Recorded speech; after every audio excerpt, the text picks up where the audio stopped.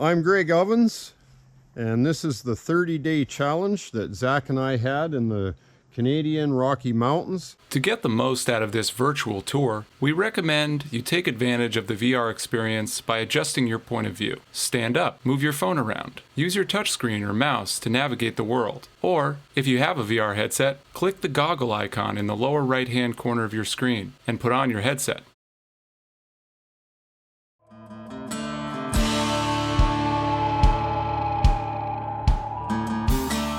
Hi, I'm Greg Ovens, and this is Ovens Rocky Mountain Bushcraft. This year, Zach Fowler invited me on his second season of his 30-day survival challenge. For 30 days, we'll have to live off of plants and whatever we can catch and cook.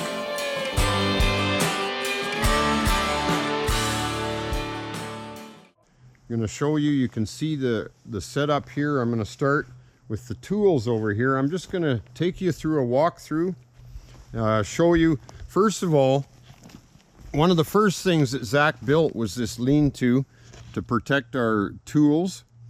So we've got a couple of different saws, including a crosscut, which we used for a lot of the big timbers, and a machete and an axe, and our tying lines as well. So those were the implements that we used to build our tree forts. You can see them in the trees. Zach's sitting on the ladder. I'll get to that in a minute here.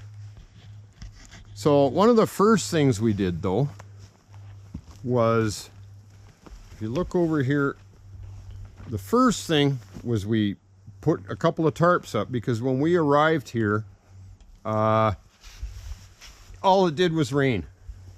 Non-stop, day and night. It was just pouring rain. So we set the tarps up first.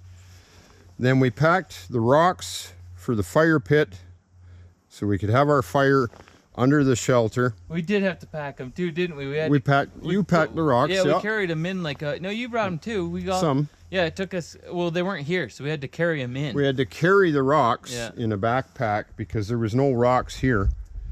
And then slowly as time went on, I put the one seat here, and then Zach built this one for me. We put up this windbreak because it was really windy, not just rainy, but windy all the time. And then we put this other windbreak up as well. So Zach would sit over there on that log. And as time went on, we just built more and more things. The table, and then we even built Zach, I should say, built the chessboard, so that we could play some chess, have our evening coffee and a game of chess, and that killed a lot of monotony for us, so that was nice. And then you can see the ladder system here that Zach's sitting on, and he's got a counterbalance, so you see it doesn't take any effort to lift that up. Like, he can lift it with one finger over there. You can see that. So this counterbalance, and then we got a string that goes up.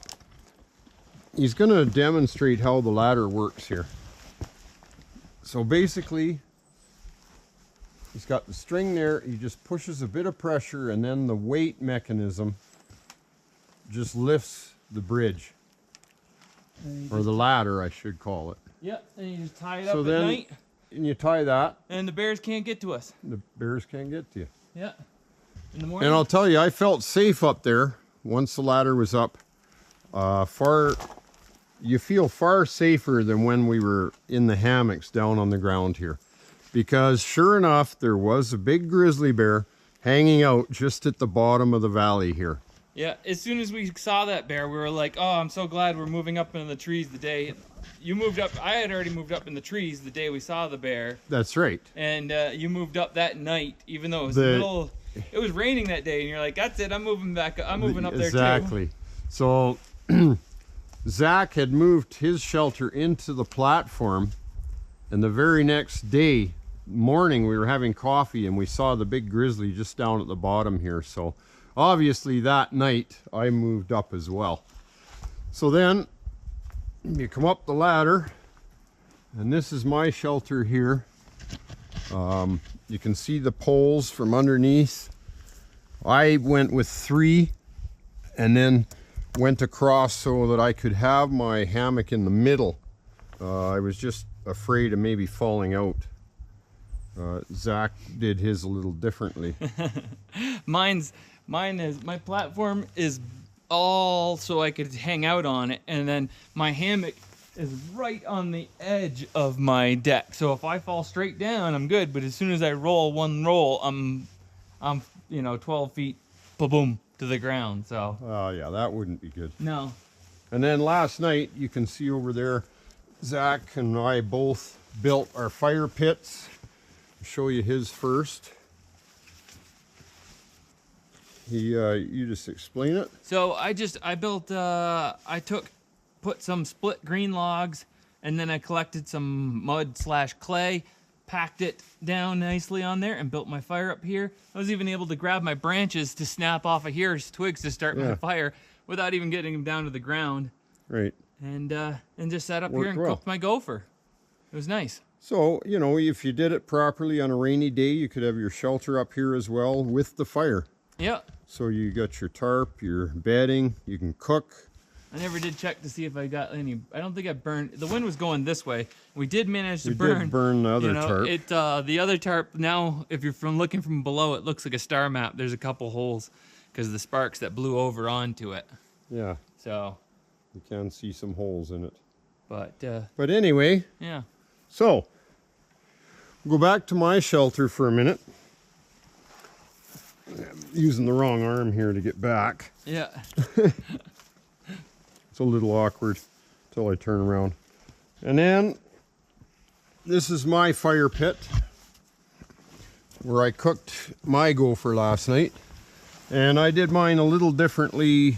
I put some false hellebore leaves first, then my green timbers, then a layer of dirt between the green timbers, and then a flat rock to have my fire on. And it worked quite well. If you watch the video, you'll see us both cooking our gophers quite adequately up here in the safety of our shelters. So, I mean, it's been home for a little while. We put a lot of energy into these tree forts, the ladders, the tables, the fire pits, the windbreaks, what else? The smoker. A lot of effort went into it with very little food sometimes. Yeah. But we put up with a lot of rain. But we did it, living off the land. We established, I'd say. We established. Like our goal, even though we're not going to be here to keep using this and we're not living out here forever. I go back to Maine, but Greg lives here. He can come up here and use this during hunting season. But our goal was to, while we're eating wild and living wild, that we make ourselves established. So we leave like we could keep staying here, and we could. And if we wanted to, we keep fishing, start hunting when hunting season comes around, and be safe, especially if we were hunting. You get a deer or something, you hang it, and you got a grizzly bear that's just down the hill from us. I bet you that deer or something like that hanging would bring him right in, wouldn't it? Oh, for sure. And at least we'd be up here in our platforms and you could watch it and be like, hey, buddy, get out of here. Well, and that's two important things about bushcraft is safety and comfort. So we had both. We had the safety with our tree hammocks up here, and we had the comfort. You see our fire pit with the tables, the windbreaks. So we had it all when you think about it. Yeah. This was home, and it was comfortable, and it was safe. And now it's day 30. It's time for us to go Day 30. home to our real Time. homes. Time to go. Back to Maine for me. And But thanks for watching. yeah. Thanks for watching. Okay. Fowler And ovens out. out.